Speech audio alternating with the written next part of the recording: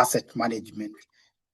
So before we begin, just to let you know, we'll be recording this session for future reference. So don't worry, even if you haven't got exactly what you're talking about, you can always look into our socials, you can look into our YouTube channel, you can look into any of our socials to make reference to this webinar. But just some few housekeeping rules as we progress with the webinar. So please, if you have any query, you can type it on our Q&A chat function, and we'll be able to respond to you as the session progresses. As we've said, we are all recording the session for future reference to enable us to get back into it. So a brief introduction of Jubilee Asset Management for the new team members who are joining us in the first time. Jubilee Asset Management is a leading fund manager licensed by the CMA, that's Capital Market Authority. We were recently recognized as the fastest growing asset management company in Kenya by the Global Banking and Finance Award. So you're joining a credible fund manager who has been there in the market, tested by the market over a period of time. What we offer at Jubilee Asset Management, we have a Jubilee Money Market Fund, both in Kenya shillings and in USD. And our USD Money Market Fund has the largest market share of more than 24% in Kenya. So if you have some dollars, bring them our way. And in addition to the Jubilee Money Market Fund, both in Kenya shillings and USD, we have also Jubilee Fixed Income Fund in Kenya shillings. And of course, we manage segregated mandates. So for all your pension solutions, you can come to us at Jubilee Asset Management, and we'll be able to invest your funds. So to the meat of our conversation today, I want to introduce our speakers. We are honored to be joined by two of our best portfolio managers. You'll be hearing from Dorcas Mwangi. Dorcas Mwangi is a portfolio manager with the Jubilee Asset Management. And also you'll be hearing from Jacqueline Duku. Jacqueline Duku, CFA. Jacqueline Duku is also a portfolio manager at Jubilee Asset Management with extensive, both of them have extensive experience in financial market, fixed income investment, and portfolio management. So without further ado, I'll call upon Jacqueline and Dorcas to start us with the conversation. Over to you, Jacqueline. Okay. Thank you, Joseph, for the introduction. So as you said, I'm Jacqueline. I'm a portfolio manager at Jubilee Asset Management. So I will walk you through our presentation. So we'll be talking about reinvestment opportunities after bond maturity. Our agenda for today will be going through Kenya macroeconomic updates, just to set the picture. Then we'll go through August maturity and coupons. Then we'll say, okay, why reinvest the proceeds and what are your reinvestment options? Starting with Kenya macroeconomic updates. So in this country of ours, we've seen sort of a GDP growth of an average of 5% over the past 5 years. So by GDP growth, I mean, we've seen how our economy has grown over the period. So we usually average 5%. And in the last 1 year, I'll focus on 24-25. So we've seen agriculture in financial year 2024 grow at 4.4% and real estate grew at 5.3%. So these are the two biggest contributors to our GDP. In 2025, we saw a bit of a slower growth rate in agriculture that came in at 3.1% as opposed to the previous 4.4%, and real estate went down a bit to 3.9%. So agriculture went down due to uneven rainfall over the period in 2024 because we had a season where above average rainfall was experienced in long rain periods, and then we had below average in short rain season. So coming to 2026, at the beginning of the year, around January, we had a view of growth for the year will be at 5.3%. So this 5.3 would have been an improvement from 4.6%, driven by improved business conditions. We had an easing monetary policy, lower borrowing costs. So all this would have worked to sort of boost private sector credit growth and activity in the private field that would have in turn supported economic activity.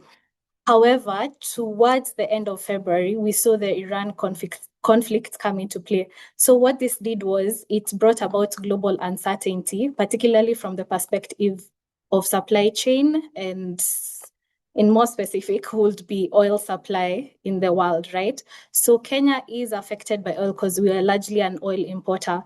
So what this means for us is, as we've already seen, is we saw oil prices sort of go up. And given oil prices going up, it means that inflation would also in turn increase. So this will sort of dampen the outlook for our growth as a country. So it was then revised to 4.9%, according to CBK.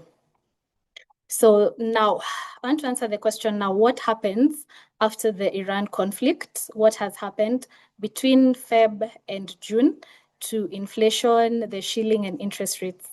So in terms of inflation, we saw inflation in January was about 4.4%, and then it went up to 6.4% as at June 2026. So it's still within the range that CBK for 2.5% to 7.5%.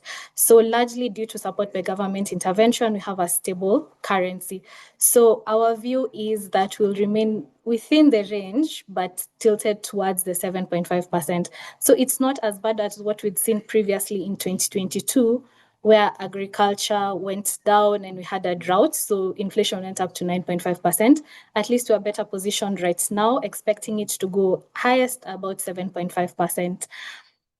Our currency as well, so we have seen for the year, it's within a tight band of around 1% range, from 129 to 130, which is actually very strong. So we are seeing a situation where foreign exchange reserves are strong at 6.3% months of import cover, as well as we've seen a boost from multilateral inflows, such as World Bank, that gave us 750 million. So if you look at it from a different perspective, yes, we are very stable. We're not in the position where we were in 2024, where the currency depreciated to 160 against the dollar. In terms of rates, so I will use the reference rate from central bank. It's at 8.75%. So the CBK has kept the rate at 8.7% to sort of just encourage economic growth and keep inflation in check and stabilize our currency. Because if they decided to move rates lower, that would mean that our currency will weaken. We'll see it go to maybe levels of 140, and we'll see inflation go up, and we all don't want to see our prices rally once more. So after setting the picture, I'll look at the maturities in August and the coupons. So August, in terms of government payment schedule, so what you see there is a graph showing a 6-month period between May and October. Then we have in red is our total payments by the government, and then in gray are bonds that are maturing. So every month the government has obligations. We give them money, we invest our money with them in treasury bills or treasury bonds. So treasury bills, there are always some that are maturing every month. In terms of bonds, they don't mature per month, but they have timely maturities, let me say that. And then we have coupon payments that are usually done per bond twice a year. So it's semi-annual payments. So as you can see, in the month of May, there were high total payments, driven by, again, bond maturities. But in August, where we're focusing on, we have roughly 267 be expected in maturities, driven by bond maturing. And then we also have coupon payments that are coming up for the month. So it stands out as an outlier, meaning that the government also needs to raise funds to sort of offset these payments that they're going to make. So what is due in August? We have bond maturities. So this is just a sample to paint a picture of what is maturing. So for bonds, we have a fixed deposit bond that was issued in 2016 that had a tenor of 10 years, meaning that it's maturing in 2026. It had a coupon rate of 15.04% and outstanding amount of 78.01 billion. In terms of coupon payments, I have focused on the bond that we're all familiar with. These are infrastructure bonds. So these bonds typically are tax exempt, so you won't pay any taxes on them. And they're preferential for individuals and corporates that are not tax exempt. So we have IFB1 2017-12. They have a coupon rate of 12.50, outstanding amount 6.2 billion. I'll talk about the most recent one was IFB1 2024 8.5. So that means it was issued in 2024 and it runs for 8.5 years. It had a high coupon rate of 18.46% and an outstanding amount of 240.3 billion. This was issued, as I've said, in 2024 at a period where the currency was a bit high. It had depreciated, so it was at around 160. Interest rates were already high. They had reached levels of 17, 18. Even banks were giving deposit rates of around 16, 13%. So inflation was also a bit high at the moment. So when government came in to borrow, it had to give us an attractive rate. That's how we ended up with the 18.46 as an outlier compared to all the others that I've mentioned. So in response to this, the coupon payments and the bond maturities, so the government has issued 3 infrastructure bonds in this month. So the tenor for the bonds, or rather the length for the bonds, range from 10 years, about 9.3 years, to around 15 years. So they're just trying to absorb liquidity arising from the significant bonds and coupon payments. So some of the questions that usually arise from this are, okay, is our public debt a bit high? So yes, our debt to GDP is currently at 68.5% as at June. Year on year, it's about 1% higher at 67.8 that was in last year. So has it gone up? Yes. However, we are still able to meet our financial obligations. We've seen the government step in with successful liability management. So one of the aspects of management was increasing the length of the bonds. So instead of offering shorter term papers that are due maybe in 2 years or 3 years that puts pressure on the government, they're issuing now papers for 10 years or 20 years.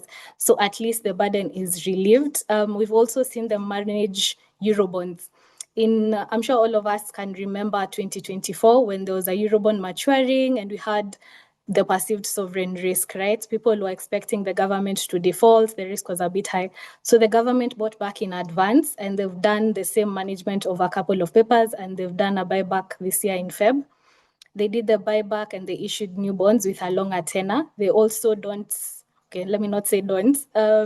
they have also managed the sort of payment at the end such that it's not really focused on bullet payments, but it's tranched out in 3 years. So it also relieves pressure. So I'll say our sovereign risk is very low at the moment. And we have credit rating agencies that support this as well. So from here, I will hand over to my colleague, Dorcas, so she'll take us through the reinvestment options.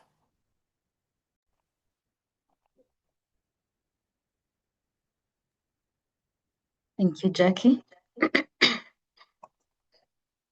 Thank you, Jackie, for the introduction to the presentation and the overview of the macros, and also highlighting the bonds that have come through.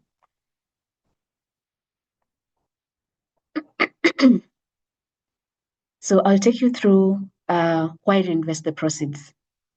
So as we have been shown, the bond maturities and the coupons are coming in the next 2 weeks.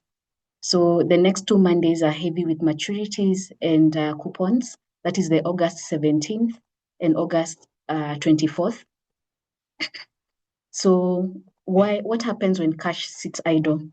So there's no interest accrual. Typically, when you don't invest your money, you are earning 0%. And this money is being eaten away by inflation, as we'll see in the next slide. So if the first point is there's no interest accrual once you sit with the money in your account. I think you know that unlike a money market fund or a fixed income fund, the coupons that come into the government doesn't rule over your coupons or your maturities. So the money sits in your account. So you have to be proactive about reinvesting your coupon and maturity. The other point on what happens when your cash sits idle in the bank account is inflation erosion. So in the month of July, the inflation came in at an average of 6.5%. So, and every year, last year, average inflation came in at about 4 to 5%. So every year your money sits uninvested, it's losing value due to inflation. The price of goods keeps going up, and your money is not growing at the same rate, so you're losing money. And then lost compounding time. So this one you can't get back, unlike the others. So time out of the market cannot be recovered later. So a 3-month delay is a 3 month of permanent growth forgone. So we'll see in the next slide, we will see the growth, the compounded, how your money compounds if you invest it and if you do not invest it. And finally, you have the temptation to spend that money. If money comes into your account, if you are expecting it or you are not expecting it, as human behavioral finance tells us, you will want to spend that money. So you have cash sitting in your current account and it's very easily accessible and it will find something to do. So this is what happens when your cash sits idle. On the next slide, we'll look at the power of compounding. So for example, let's say you have a bond maturity, the 2016-10 is maturing, or you have coupons for the different IFBs that you have bought over the years, and you get $1 million $1 million hits your account from the coupons and the maturities. If you do not invest that money, the $1 million doesn't grow at all at 0%. And actually here we haven't considered the inflation, so the value will go lower. But if you invest in the Jubilee Money Market Fund, as I've shown you above, at 10%, your investment will grow at 61% in 5 years and 68% for the Jubilee Fixed Income Fund in 5 years. So this one shows you clearly that the money you see right now and the compounding that the money you see right now can become a huge amount in the future if you invest it. So, and you can see the first years in compounding are very slow. Actually, you don't see much difference, but then in the 3rd year to the 5th year, then you see the growth because the interest you earn on your coupons, so it's interest on interest, it's earning, it's compounding. That is what compounding is, your interest earning interest, and it happens over time. So that's why we're encouraging you not to have the money seated in your account at 0% or even in a current account, and have your money grow in the next 5 years. So what are the next 3 steps to keep your money working? So as we stand now, as we've said, the maturities and the coupons are coming in on the 17th and the 24th. Confirm the date of receipt of your funds. So you have the DAO's CSD app. Just confirm the date and the amount so that you can plan forward. And then choose your fund. Choose where you want to reinvest your money. Decide whether it's a money market fund for near-term liquidity or a Jubilee fixed income fund for medium-term yields based on when you'll need the funds. Also, what are your goals? This is the time to refresh your goals. What are my objectives with the money? So that you don't have the temptation of having the money in the bank just seated or spending it in a way that you hadn't planned to spend. And then reinvest promptly. Once the money comes in, that is on the 17th and the 24th, you've already had a plan because you have confirmed the amounts, then execute the plan. Don't wait too long to reinvest it so that compounding can start right away. So what are your reinvestment options? So in this graph, I have tried to show you what your investment options are.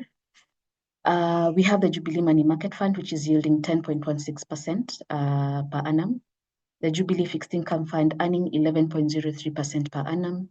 And the 3-year Treasury Bond at 11.91%. For the other assets, these are short-term assets which are comparable to the Money Market Fund and the Jubilee Fixed Income Fund. So if you are to invest in the 3-month fixed deposit, that's for the bank, you will only get 8.42%. If you are to go for the 91-day T-bill, the 364-day T-bill, you will only get 9%.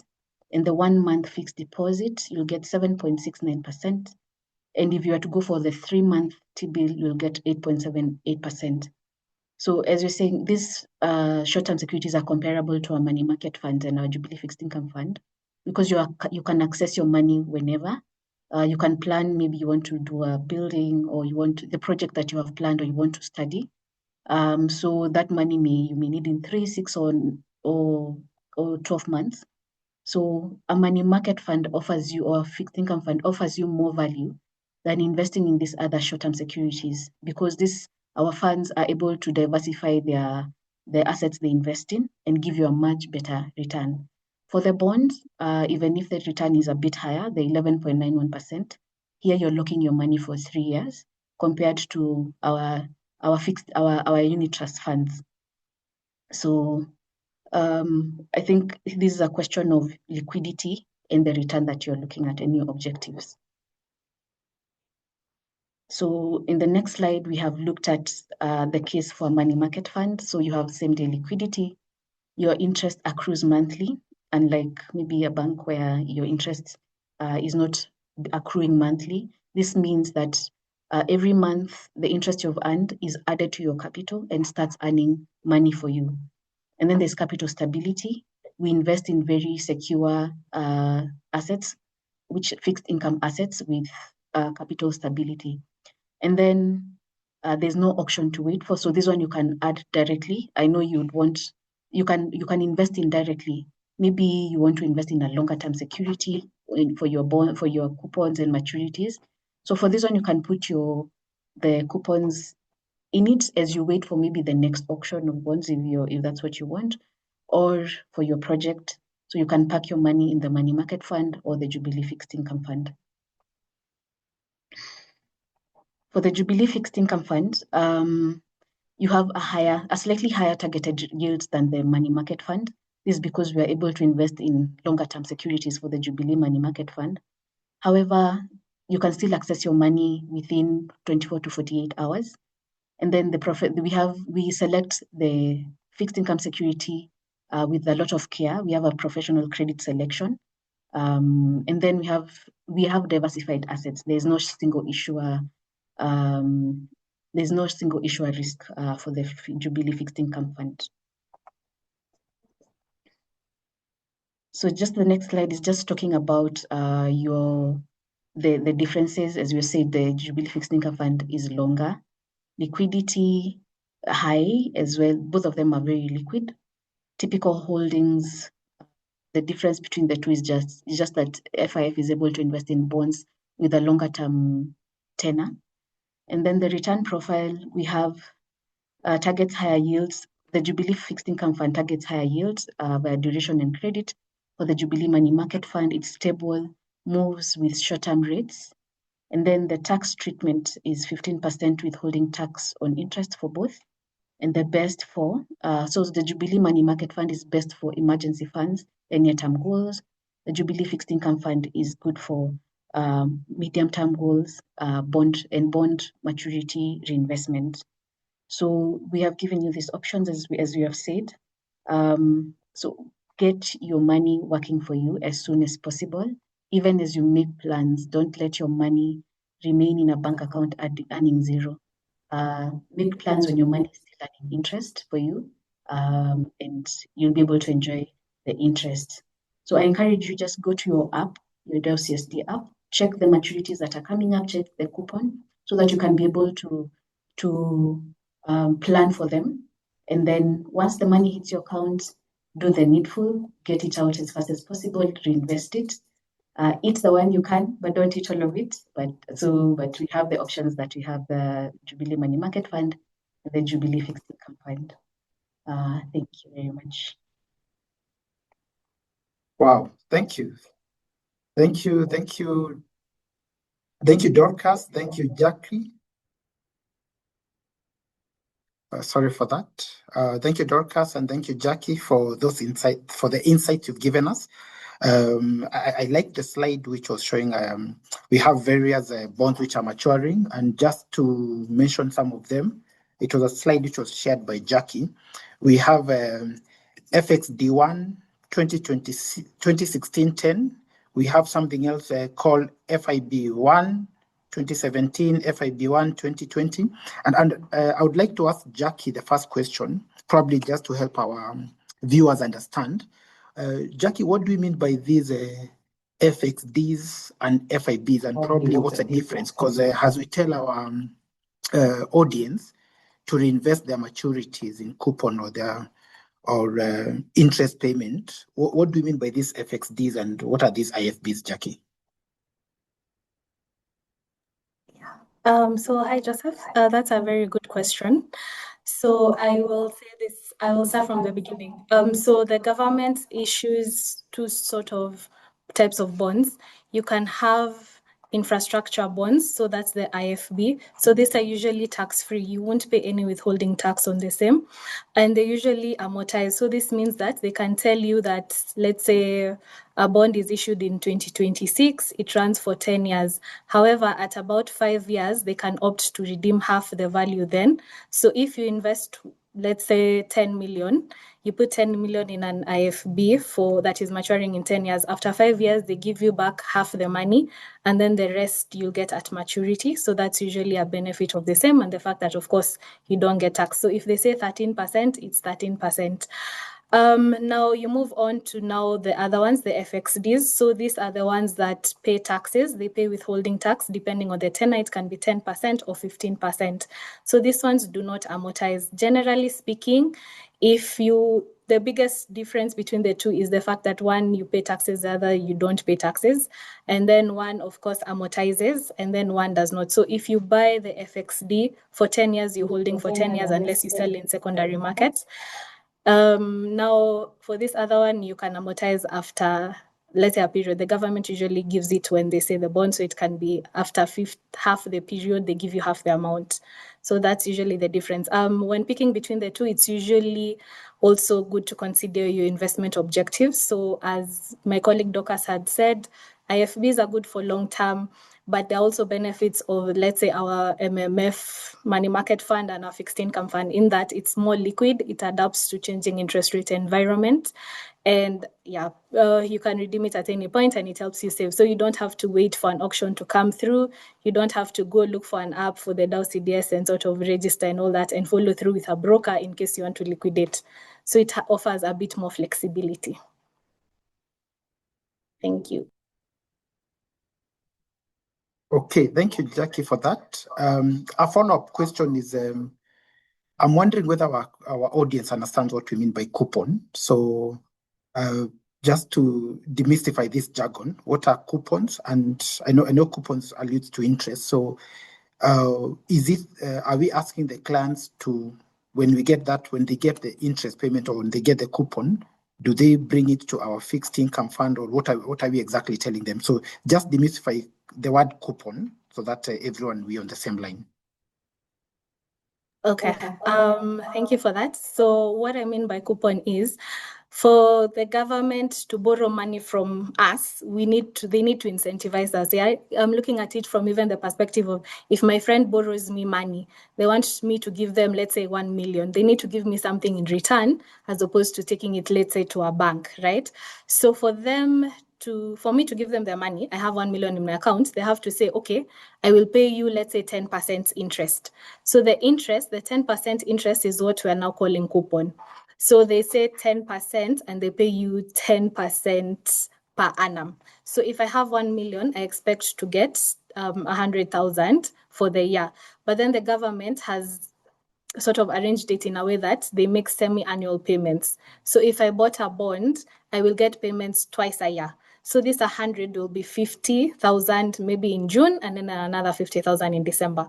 So the ones that are coming up in August, it's now the semi-annual payment for the coupon. So if you bought an infrastructure bond, or if you bought the other type, the FXD bond, then you get your payment on 17th, I think 17th of the month or 24th. You can just confirm in your app according to your holdings.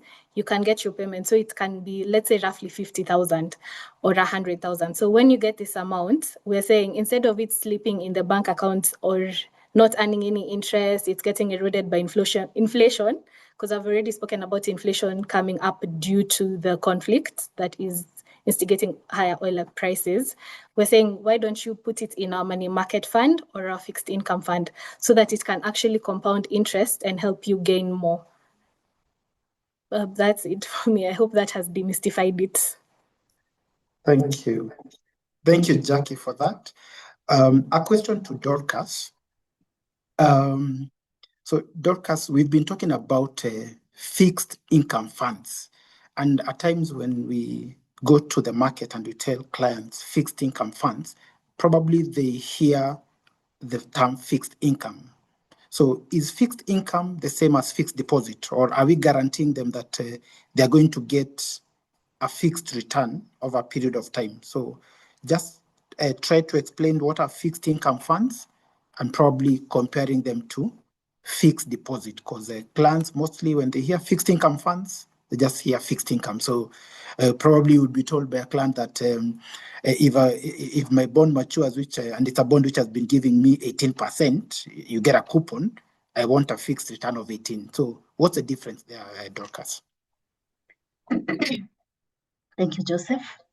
So first of all, fixed income relates to the assets you're investing in. The income of the assets we are investing in is fixed. So for example, if I'm investing in a bond at 18%, that 18% is fixed. So fixed income relates to the asset itself and how it's earning. Let's, for example, equities. Equities are not fixed income because we don't know what the dividend will be next year. We don't know how the capital appreciation will be. But for the assets we invest in, for the fixed income funds, the interest is guaranteed on the assets at that particular time. Now, because this is an open-ended fund, money is flowing into the fund. We invest in securities that are currently available. And fixed income instruments, I'm getting technical, but stay with me. Fixed income securities are dictated by interest rates in the country. As we know, back in 2024, in 2023, interest rates were very high because inflation was higher as well. So in the CBK, the Central Bank of Kenya, reacts to high inflation by increasing rates in the country. But then we saw inflation come lower from 2024, mid-2024 to right now, where inflation is below the 7% upper cap for CBK. So they have kept the rates low. So the assets we invested in 2024 at 18, now that rate has been coming lower. So bonds currently, the 3-year bond, as you've seen, it's at 11.9, 5-year bond at 12%. The IFBs that have just been reopened, they are at 12 as well. And I know a lot of investors were wondering, I thought everyone still has that hang up of the 18% we saw. However, these rates are dictated by inflation in the country and the currency, and both of them are stable. So we have lower rates than previously. So for the fixed income fund, it's not that your money will be fixed and you can't access it. It's not that the return is guaranteed. It is just that it references the assets that we have invested in. For the fixed income fund, you can access your money 24 to 48 hours, as we said, same to the money market fund. The difference is that the fixed income fund gives us leeway to invest in longer term securities, that is bonds. And with that, we are able to give a much higher return than the money market fund. I know there is also the fixed deposit, that is what you invest with the bank, which we have seen is much, much lower because the bank is in the business of getting money by lending, and it gets your money and then on length. So it wants to pay you as low as possible so that they can make their profit. So that is it about the fixed income fund. Thank you, Dorcas, for that. So, and maybe what Dorcas would have continued to say that if you were to fix your money with a bank right now, probably you won't get a return of more than 7, 8 thereabout. Well, in our fixed income fund, as she had mentioned earlier, you are going to get interest rates of about in the upwards of 11.5%. So, Dorcas, there's an interesting question here from a client, and I'll read it as the viewer wrote. Are there no other attractive investment opportunities other than government bonds in Kenya currently? So that's a good question. So the government bonds, as we've seen, the 1 year is at 9%. So they range from 1 year all the way to 25 years. And the longer term, the longer you have given the government your money, the more they're going to compensate you for that. So the 1 year is at 9%. As we've seen, the 3 years at 11%, and the 20 all the way to 25 years, they are at around 14.25%. So it depends, when it comes to investment, it depends on your goals and your objectives. You will get the return you want. However, they are capped with the securities that are in the country. So for example, you are willing, your goals is maybe 10 years down the line, your children are going to school or something. You can invest in that 10-year government bond because it will offer you longer term securities. However, you still have be getting coupons of which you can reinvest in the bonds or you can invest in the money market funds. However, if your money is expected, you want your money in the next 1, 2, 3 years, you're better off being in the money market fund or a fixed income fund, which is offering you much, much higher rates than securities of the same tenor in that band of tenor. But for the securities that you're asking, are there no other available securities to invest in? There definitely are. But now it depends on your objective, the risk you want to take, and definitely your goals. Yeah. Thank you, Dorcas, for that. Very well put.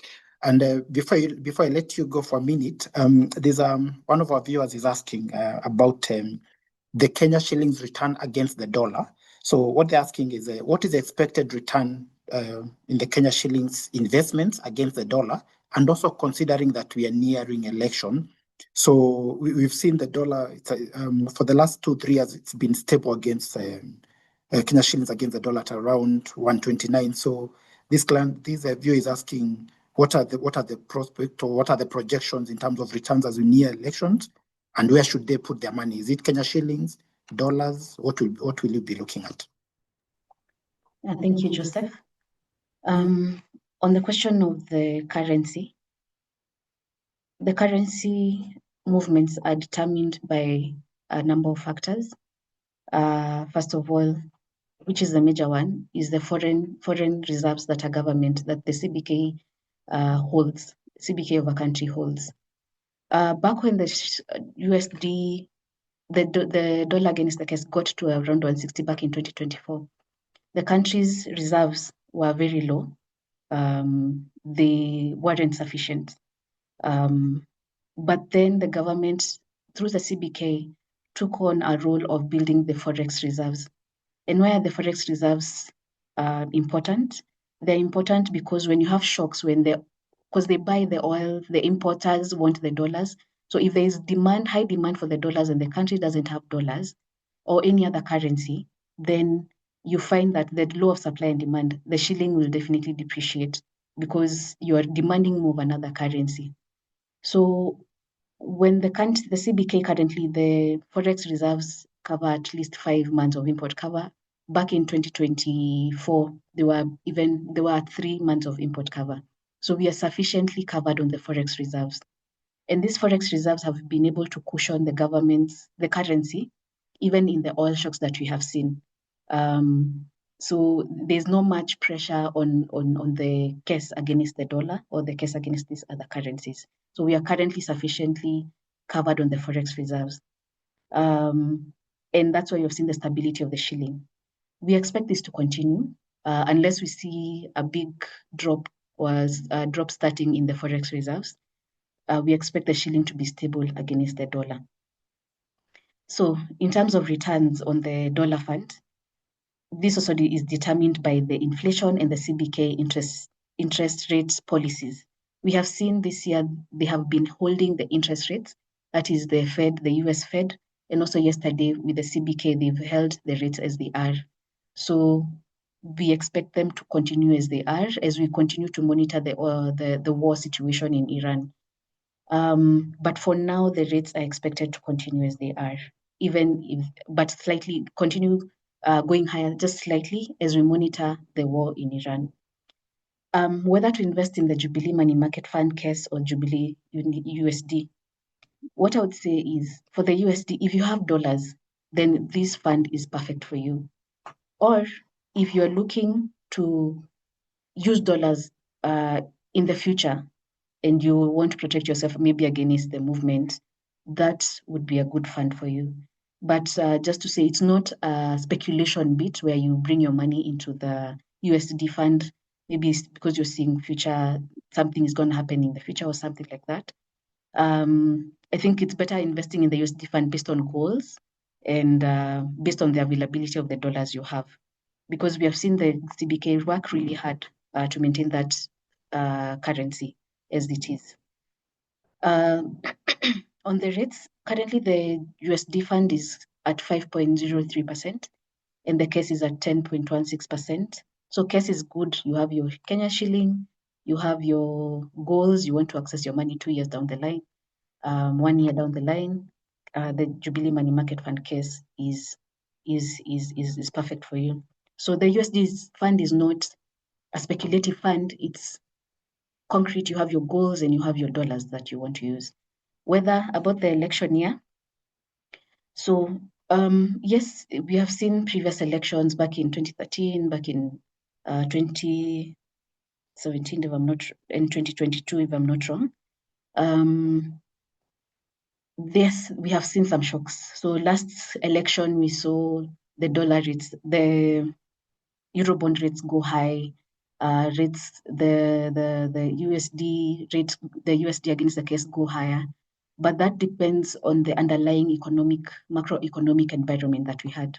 Back then, as I said, we didn't have enough forex reserves. Our debt, we had our debt maturing in 2024, which was quite uncertain. So there was a lot of uncertainty. But coming into this year, unless the political instability is the biggest risk, but the macroeconomics indicators of the country are looking stable. So the only thing would be a big risk is political instability. And in anticipation of political instability, we might see rates tick up a bit, meaning maybe your bonds or your T-bills may go a little higher. But I think it's a situation we will continue monitoring so that we can act accordingly in terms of investment. Thank you, Dorcas, for that.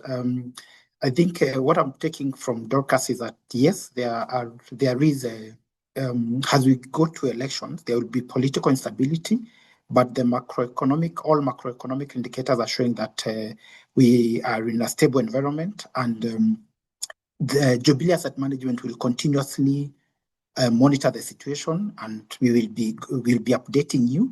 The other takeout I got from her is in our fund, the USD fund, that is a money market USD fund.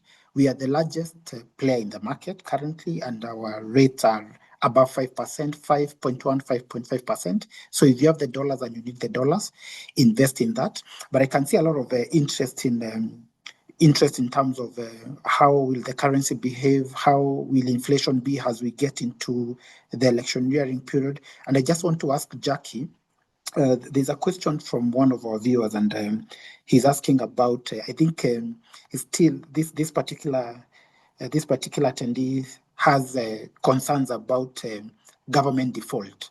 And probably you can talk about government default. Maybe you can give them confidence comparing what has happened in other markets. We saw there was something happened in Ghana, something happened in Egypt, something happened in Mozambique. So are we likely to foresee that as a risk, even if it's there? But just give your insight and give confidence to this viewer, Jackie. Hi, yeah. So Yes, it's, I think, a recurring theme in most conversations are our election periods. They're coming, it's next year, yes. So one of the things I'll say is, as my colleague Dorcas has said, one, we're in a very different position than before. So just to add on to what she said, in 2022, our forex reserves were not as strong. They are also strong now. But in the previous election, we also had the overhang of that's when the Russia-Ukraine conflict came about. So we also had like two layers of uncertainty. So we don't have that as the moment. We just have the Iran one. The second is we have enough of buffers. The government has actively managed debt. So in 2024 was when we were at the, I want to say, quote unquote, the height of our risk. That is when everyone thought, yeah, we'll default, or we won't be able to pay back Eurobonds because we don't have enough in terms of USD. Let me just put it plainly. We don't have enough in our reserves to pay off the debt. But what happened is, one, we were able to pay off very fast. So that also shows there was a lot of confidence from foreign markets and from foreign participants, as well as local individuals, that we can pay off our debt. So what the government then embarked on is going and doing, like, we're checking the debt levels that we have for, I will add that in the next presentation. We can have like graphs that show, okay, this is the payments for this year, 27, 28, 29. So what the government did is they became actively managing the maturities. So it's not a situation where it was before, where come 2028, you have to pay like 500 billion all at once in USD. Now it's at least staggered and it's pushed forward, as well as growth. So we've seen growth of our economy in the previous years as well. So we're saying our agriculture has gone up. We've had initiatives around agriculture, around tourism, around finance as well. So yes, I do believe we're in a stronger position. So I wouldn't be as worried in terms of our macroeconomic factors.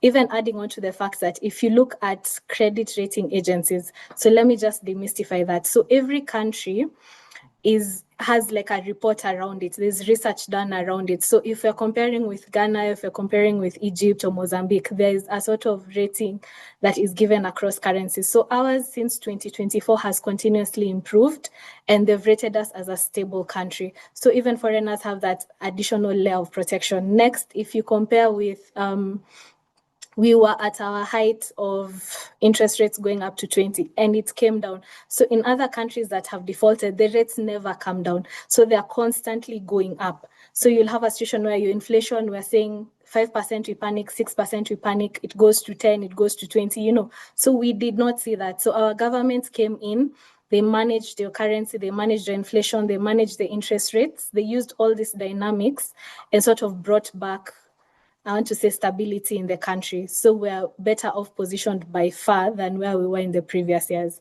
Even in terms of, I don't want to say too much, but we are a lot better positioned, because even when we saw a few, let me say, demonstrations here and there, we did not see our currency plummet. We did not see foreigners running off. We actually had the World Bank give us more in terms of debt. So that's an additional layer that shows you're not as badly placed as you were before. So I wouldn't be concerned about political risk next year as such. Thank you, Jackie, for that confidence, for the vote of confidence in Kenya. I think viewers, what we are telling you, yes, these are risks that we live with. We live with them, but we are confident as an investment house. We've done our research, we've done our due diligence, and your money is safe. Your money is safe invested with Jubilee Asset Management, invested here in Kenya, and we are not going to default. So, Jackie, another question to you.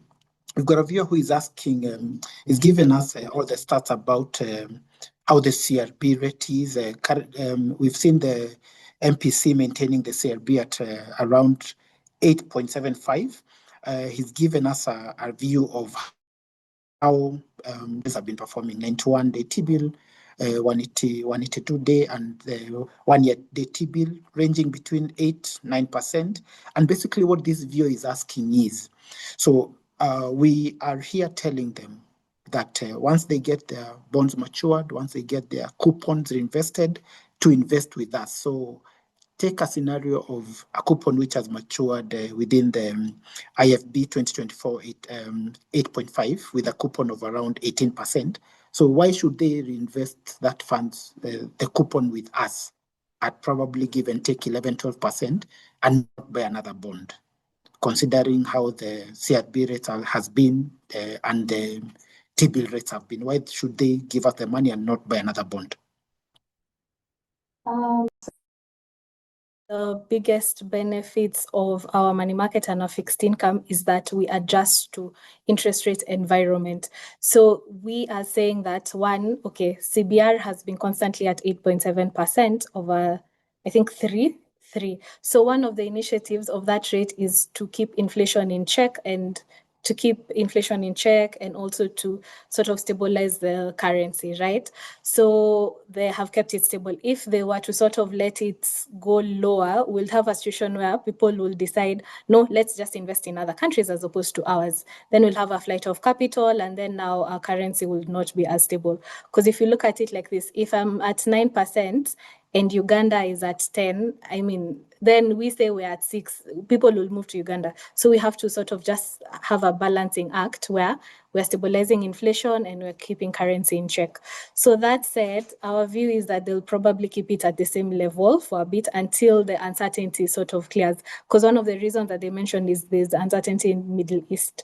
Then if you buy a bond, if you don't trade on it, right? So that means that you're holding it at the particular rate for a long period of time. While if you put it with us, then you can benefit. Like if CBK decides rate goes up, you will benefit from the same. And then we have the additional benefit of professional management. So we'll have me and my colleague, we'll look at it, we'll adjust to macroeconomic environments, which also include the election period. So if you're also still uncertain about the period, you can give us your money, we can manage it for you as well. So it gives you the added benefit as opposed to just focusing on one particular asset class, such as the bond. You can diversify with us and still have the liquidity and the professional management of your funds. Thank you, Jackie, for that. And finally, there's a concern with some of the viewers, and they're asking. Normally, as we go into elections, we see the government overspending. We've seen what happened with the previous re-election, which just ended like 2-3 weeks ago. So how is that going to affect the economy, both in our investment in money market funds and fixed income funds? So I do hear the theme, election period. So what happens is, yes, there might be more spending in the economy, but what we're saying is we factor that in already, where our interest rates are. So for us as a house, we will factor in what is required of rates. Do we see them rising? But as is, the government has enough debt. It has enough in USD. It's already building up its reserves. It doesn't have any debt obligations coming up.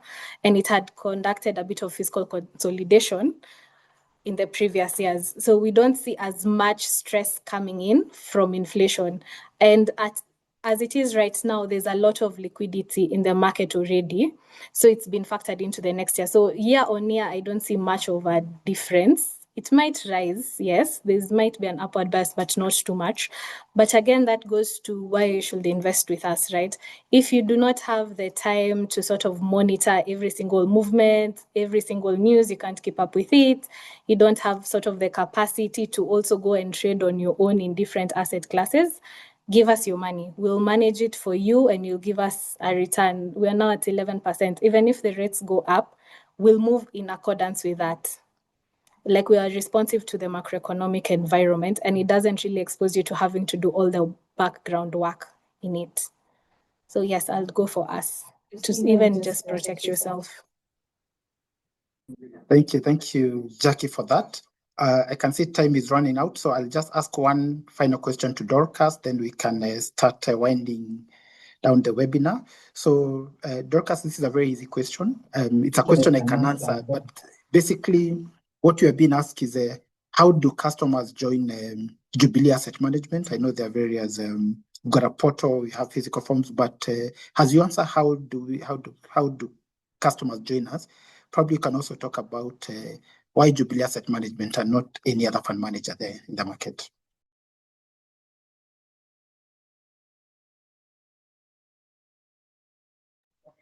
Okay, thank you, Joseph. So on the first question, how do you get to invest your funds with Jubilee Asset Management? First of all, we have a portal under Jubilee Insurance. You can access, you can just sign up for the products that are there. It's quite a quick and fast process.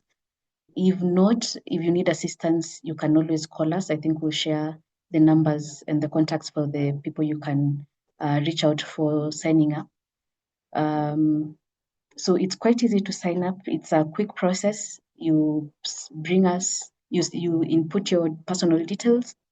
You give us your ID, your carrier PIN, and banking details so that we know where we will pay you and where we're getting your money from. And then you start earning interest right after your money has hit the account. So why Jubilee Asset Management?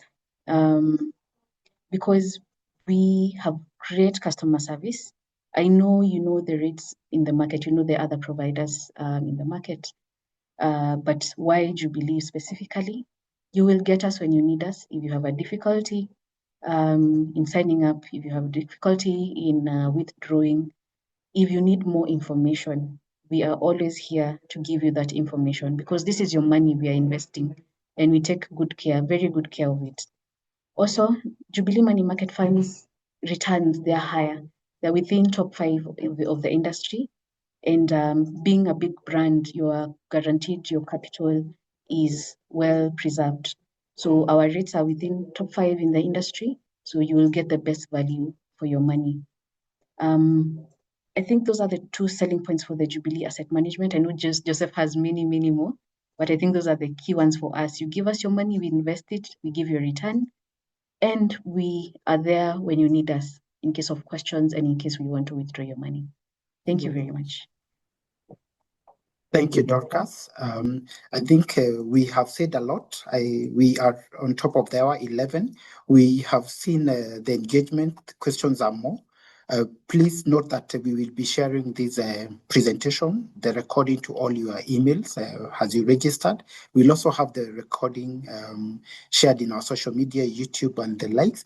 But something which Dorcas mentioned about capital preservation. So what we are telling you is that whether you invest your funds in money market funds, whether you invest your funds in fixed income funds, our funds offer capital preservation. So there is no way your money is going to come less. If you give us 1,000, if you give us 1 million, our minimum investment is quite affordable. It's 100 Kenya shillings. We will always pay you in a more above what you invest with us. So give us that 1 million, we will pay you 1 million plus interest. So that is capital preservation. And we always pay within 24 working hours. So a maximum of 2 working days. That is quite phenomenal in the market. So you can access your funds easily. That's what we call liquidity. So invest with us. Come reach out to us. You can get our contacts on our website, on our socials. Reach out to us, and someone will definitely reach out to you and help you on board. So thank you, everyone. We've come to the end of our webinar today. I'd like to thank all the participants for joining us and for your active engagement. We've had very many questions, which we just picked some of them to answer. I would like also to extend our sincere appreciation to our presenters, our 2 portfolio managers, Jacqueline Duku and Dorcas Mwangi. Asanteni sana. Thank you for your valuable insights and expertise.